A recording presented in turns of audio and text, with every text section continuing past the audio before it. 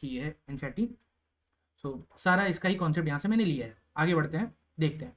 पहला आ जाता है टेंजेंट। टेंजेंट आई गेस आपको क्लियर होगा। टेंजेंट क्या होती है? एक ऐसी लाइन होती है सर्कल के बाहर से बनती है जो सर्कल को एक पॉइंट पर टपली मार के चली जाती है, टच करती है और चली जाती है। ठीक है, टपली तो थोड़ा सा अच्छा शब्द नहीं हुआ, टच करके चली जाती है। जैसे आपने क्रिकेट में देखा होगा कि बॉल लगती है बैट पे और एज होके पीछे से पकड़ लेता है स्लिप पे फील्डर, तो टेंजेंट भी वही है, सर्कल पर एक पॉइंट पर टच करेगा, दैट इज टेंजेंट। इसको डायग्राम वे में देखते हैं। डायग्राम में कैसे दिखता है? एक सर्कल है आपके पास, ठीक है, और एक लाइन आपकी यहां से जाती है, ए है, ये पॉइंट आपका बी है जहां पे टच कर रहा है। अब मैं तो उतना परफेक्ट सर्कल नहीं बना रहा, बट या परफेक्ट सर्कल में एक ही पॉइंट पर टच होगी। पहला क्या है? टेंजेंट के बारे में दिया गया कि tangent at any point is perpendicular to radius. लो चालू हो गया थ्योरम से। क्या बात आई? कि ये आपका सेंटर है और सेंटर से यहां पर आपकी एक लाइन जा रही है ओ बी। ओ बी क्या है आपका? रेडियस आर है। और ये जो एंगल बनेगा यहाँ पर कितना डिग्री बनेगा? 90 डिग्री बनेगा। That's the concept. पहला कॉन्सेप्ट है, बेसिक कॉन्सेप्ट है क्या? कि टेंजेंट जहां पर टच करता है वहां पर रेडियस आएगा तो दोनों पे एंगल कितना बनेगा? 90 डिग्री बनेगा। पहला कॉन्सेप्ट है। स्पर्श रेखा त्रिज्या के लंबवत होती है। If AT is tangent at A then O A is perpendicular to AT. यहाँ एटी लिया है मैंने, ए बी लिया है, डजंट इफेक्ट। आगे बढ़ते हैं। Tangent from external point are equal. Tangent from external point are equal अर्थ क्या हुआ? ठीक है, कि ए बी एक टेंजेंट है, ए बी टेंजेंट है। इसी तरह हम एक और टेंजेंट बना देते हैं आपकी ये, ठीक है, थोड़ी सी इम्परफेक्ट है but I will try to make it perfect. हाँ, लाइन है यहाँ पर, एक दूसरी टेंजेंट यहां से हमने ये ली, ठीक है, बहुत अच्छा। तो ये जो टेंजेंट आपकी बनी इसको मान लेते हैं हम एम बोलते हैं। तो ए बी और ए एम की लेंथ बराबर होगी। ए बी और ए एम की लेंथ क्या होगी? बराबर होगी। इसका प्रूफ जल्दी से देख लेते हैं। देखिए हमने क्या बात की कि ओ है, दिस इज ओ सेंटर, ठीक है, ये सेंटर ओ है, ये भी आर होगा, ये भी आर होगा, ये भी एक लाइन यहां से खींच देते हैं। तो अब देखो यहाँ पे क्या बना? ए बी साइड है और ए एम साइड है। हमको प्रूव करना है कि इक्वल है। अभी हम प्रूव नहीं, हमको मालूम नहीं कि इक्वल है, ठीक है। तो अभी हम इसको कह देते हैं कि हम ये प्रूव कर रहे हैं। We are proving this that these two lines are equal. A B और ए एम को हमें क्या प्रूव करना है? इक्वल। तो देखो ओ बी क्या है? ओ बी रेडियस है, इसी तरह ओ एम रेडियस है, तो बराबर हो गए। इसी तरह देखो ये 90 डिग्री है, यहां भी कितना बनेगा? 90 डिग्री है, बराबर हो गए। और ये लाइन क्या है? कॉमन। तो यहां क्या बन गया? Side angle. और एक आपके पास क्या बना भाई? किसी भी राइट एंगल ट्राइंगल के सामने वाली साइड को क्या बोला जाता है? हाइपोटेन्यूज बोला जाता है कि नहीं बोला जाता? इसी तरह 90 डिग्री के सामने वाला क्या हो जाएगा? हाइपोटेन्यूज ओ ए। तो ओ ए क्या हो गया? कॉमन हो गया या इक्वल हो गया, जैसा भी आप बोलना चाहो। तो यहाँ हमारा क्या होगा? वैसे अद्वितीय भी हम बोलेंगे हाइपोटेन्यूज है, तो ये क्या हो जाएगा? R H S. Right angle, hypotenuse और साइड, ये तीनों चीज इक्वल है। तो ये दोनों ट्राइंगल ए बी ओ और ए ओ एम क्या होंगे? इक्वल होंगे। तो सीबीसीटी से क्या क्लियर हो जाएगा कि ए बी और ए एम क्या है? इक्वल है। हमारा पहला थ्योरम, दूसरा पार्ट क्लियर हो गया टेंजेंट का। क्या? कि tangent from external point are equal. बाहरी बिंदु से खींची गई स्पर्श रेखाएं समान होती हैं। Most use property in problems, हमेशा ये तो यूज होगी, कहीं ना कहीं होगी। इस पर बहुत बढ़िया एक क्वेश्चन भी आपका यहाँ पर आता है। मैं लास्ट पेज का तक ही ले जाता हूँ। ये क्वेश्चन जब आप सॉल्व करना सीख जाओगे, ये क्वेश्चन ये क्वेश्चन सीबीएसई में आया है भैया, ठीक है। दिस क्वेश्चन हैज कम इन एनसीईआर, आपका डायरेक्ट बोर्ड्स में आया है। तो इस क्वेश्चन को आप इसी से करोगे। देखो ये जो सी डी है ये इसके इक्वल होगा कि नहीं होगा? बताओ, ये यहाँ के इक्वल होगा कि नहीं होगा? ये अगर ये 6 है तो ये 6 होगा, अगर ये 8 है तो यहाँ 8 होगा। बताओ होगा कि नहीं होगा? यहाँ पर इसी तरह आप आगे इसको सॉल्व करोगे यूजिंग दिस। वैसे यहाँ पे और भी चीज़ें यूज होती हैं, यहाँ भी यही चूज होगा। देखिए ये जो डी आर है ये किसके इक्वल होगा? डी एस के। आर सी किसके इक्वल होगा? सी क्यू के। ऐसे किसके इक्वल होगा? ए पी के। इसी तरह यू विल यूज दिस, ठीक है। हाँ, बहुत पूछा जाएगा बेटा, ठीक है, लेकिन कॉन्सेप्ट क्लियर हो। कॉन्सेप्ट क्या है कि बाहर से अगर आपने टेंजेंट बनाई तो वो दोनों टेंजेंट क्या होंगी? सर्कल पर इक्वल होंगी। कॉन्सेप्ट को यूज करना, क्वेश्चन से आपको समझ आएगा। अब ये बड़ा इंपॉर्टेंट क्वेश्चन है, इसको थोड़ा सा और जूम आउट कर देते हैं। देखिए number of tangent from inside. Circle के अंदर से कितनी टेंजेंट बना सकते हो? कोई भी टेंजेंट नहीं बना सकते। कोई भी स्पर्श रेखा, कोई भी टेंजेंट आप सर्कल के अंदर से बना सकते हो? मैंने सर्कल दे दिया और इसके अंदर से टेंजेंट बन ही नहीं सकती, क्योंकि टेंजेंट की डेफिनेशन क्या है? A point, a line from outside. तो टेंजेंट सर्कल के अंदर से कोई टेंजेंट नहीं बन सकती।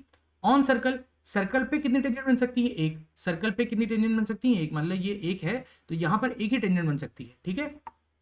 और क्या बोला गया? फ्रॉम आउटसाइड दो टेंजेंट बन सकती हैं एक पॉइंट पर।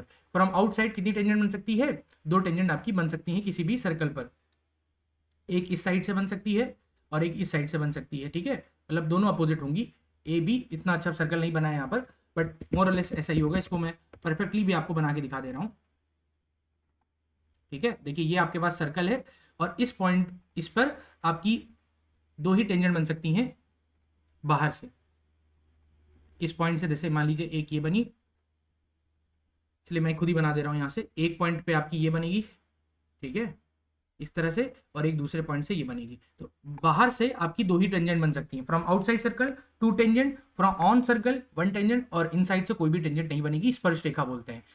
तो अभी तक हमने तीन बातें की हैं। टेंजेंट जो है क्या होता है, टेंजेंट क्या है, स्पर्श रेखा है त्रिज्या के लंबवत जो होती है। Tangent at any point is perpendicular to radius. इस तरह दूसरी बात क्या है कि टेंजेंट एक्सटर्नल पॉइंट से बनेगा, दो टेंजेंट बनेंगे तो दोनों इक्वल होंगे, और कितने बन सकते हैं ये भी आपने देख लिया। अब आते हैं टेंजेंट कॉर्ड में एंगल कितना बनता है।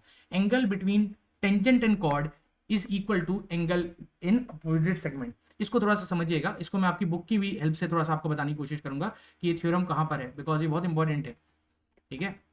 सो ये तो बेसिक बातें हैं सारी एनसीईआरटी में, सारी आप देख सकते हो यहाँ पर।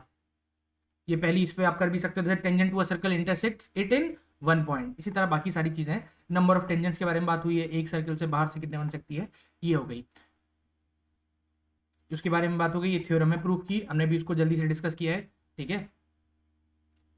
अब आगे इस पे जो एंगल वाली बात आती है उसको डायरेक्टली समझते हैं with the help of this theorem. यहीं से देखते हैं, मेरे हिसाब से बुक में उतने अच्छे से दिया गया नहीं है। क्वेश्चन जरूर आता है, angle between a tangent and a cord, ठीक है, कि कॉर्ड है, कोई आपकी कॉर्ड है, ठीक है, और एक टेंजेंट है, ये आपकी कॉर्ड है, और यहां से मैंने एक टेंजेंट ड्रॉ कर ली ऐसे, ठीक है, पी, ये है ए, ये है बी, ठीक है, और ये एंगल की बात हो रही है, ठीक है। क्या बोला गया कि एंगल इन अपोजिट सेगमेंट, जो अपोजिट सेगमेंट होगा उसके इक्वल होगी, ठीक है। इसका डायग्राम थोड़ा सा मैं एक प्रॉपर्ली आपको दिखा देता हूं, बिकॉज मेरे डायग्राम से बहुत अच्छे से नहीं बन रहा, इसी में देखते हैं।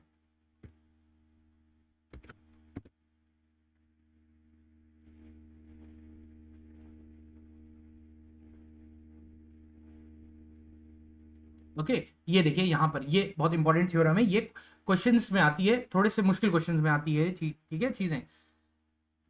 ये बेटर है, सबसे बेस्ट डायग्राम ये है, यहाँ भी आप देख सकते हो।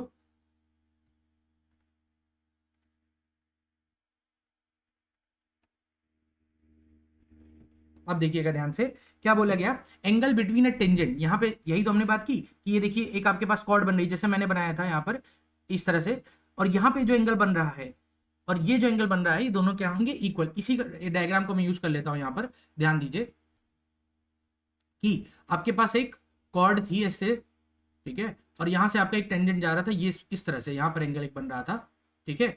ये एंगल जो बनेगा और दूसरे कहीं भी आपका एक सेगमेंट पे एंगल बनेगा, दोनों क्या होंगे, इक्वल होंगे। इस बात को आप समझिएगा,